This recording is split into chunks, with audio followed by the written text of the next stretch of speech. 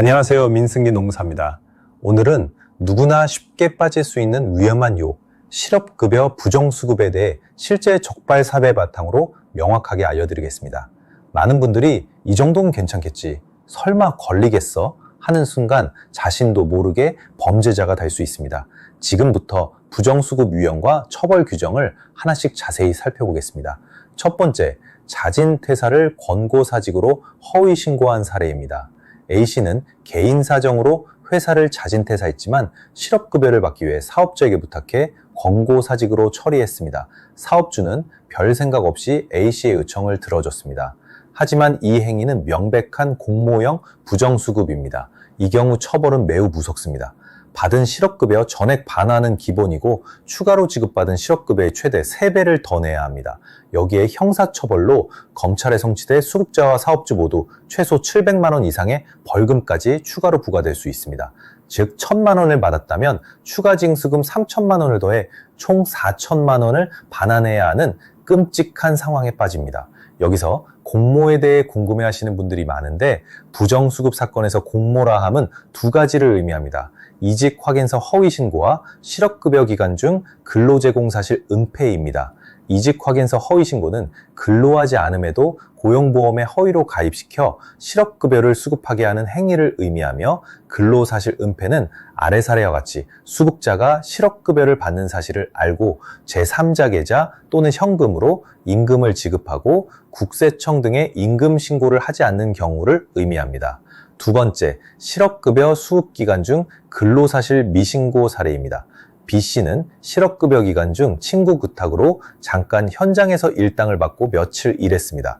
B씨는 하루 이틀은 괜찮겠지 하며 신고하지 않았고 고용주 역시 현금으로 지급해줬습니다. 하지만 이 역시 명백한 부정수급이며 특히 2번 이상 이런 사실이 적발되면 바로 검찰 송치 대상이 됩니다. 또한 사업주와 사전 협의하여 신고를 하지 않기로 했다면 이는 공모형 부정수급으로 처벌이 더욱 강화됩니다. 세 번째, 실업급여 기간 중 해외여행 사례입니다. C씨는 실업급여를 받던 중 일주일간 해외여행을 떠났습니다. 해외 체류 중 실업 인정일이 있었고 C씨는 국내에서 인터넷으로 신청하는 것처럼 실업 인정을 받았습니다. 출입국 기록은 고용센터에 전부 통보됩니다. 결국 C씨는 적발되어 받은 실업급여 전액을 반환하고 추가 징수금까지 내야 했습니다.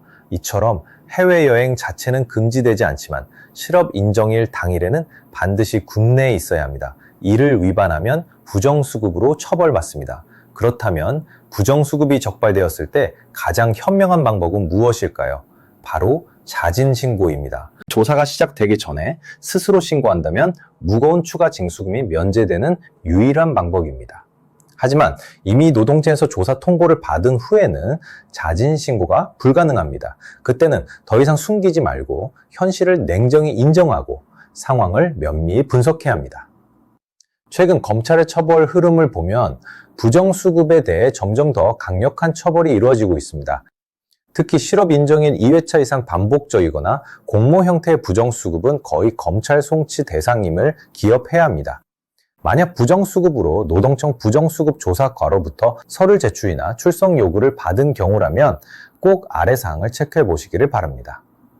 부정행위가 존재한다면 공모형인지 일반형인지, 그리고 부정행위에 수급자의 고의가 인정되는지를 확인해야 합니다.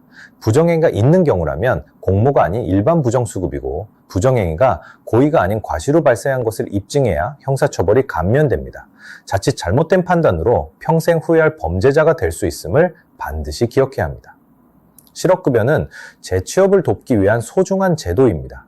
한순간의 유혹과 잘못된 판단으로 이를 악용하는 일이 없도록 반드시 신중한 행동과 정직한 수급을 부탁드립니다. 지금까지 민승기 농사였습니다. 감사합니다.